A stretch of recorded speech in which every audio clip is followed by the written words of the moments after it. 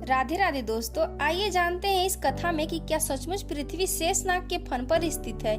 यह जानकारी अगर अच्छी लगी तो एक लाइक जरूर कीजिएगा। अगर आप मेरे चैनल पर नए हैं तो सब्सक्राइब कर लीजिएगा। तो कथा इस प्रकार है। कई धार्मिक ग्रंथों में ऐसा वर्णन मिलता है कि धरती शेषनाग के फन पर टिकी हुई है और इस प्रसंग का वर्णन महाभारत के आदि पर्व काल में भी मिलता है, जिसके अनुसार एक बार शेषनाग ने पृथ्वी को अपने फन पर धारण किया था और तब से आज तक यह पृथ्वी शेषनाग के फन पर टिकी हुई है।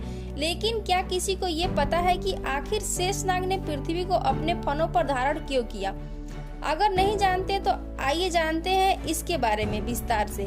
महाभारत की इस कथा के अनुसार ब्रह्मा जी के 6 मानस पुत्र थे, जिनमें से एक मरीचि थे। उनका एक पुत्र था जिसका नाम प्रजापति था। ऋषि कश्यप ने दक्ष प्रजापति की 17 पुत्रियों से विवाह कर लिया था, जिनमें से एक का नाम कद्रु था, जिसकी कोख से 1000 शक्तिशाली नागों का जन्म हुआ और जिसमें सबसे बड़े शेषनाग थे। कथा में आगे वर्णन आता है कि महर्षि कश्यप की एक और पत्नी थी जिसका नाम बिंता था। कहते हैं कि एक बार बिंता और कद्रु घूम रहे थे, तभी उन्हें एक घोड़ा दिखाई दिया।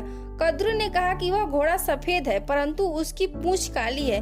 इस पर बिंता ने कहा कि घोड़ा पूरा सफेद है। इस बात को लेकर दोनों में शर्त लगी कि जो हारा वह दूसरे की दासी बनेंगी। उस घोड़े को देखने के लिए अगला दिन तय हुआ। घर आकर कद्रु ने शर्त हारने के डर से अपने सर्प पुत्रों को कहा कि वे उस घोड़े की पूंछ में चिपक कर काली पूंछ का आकार ले ले।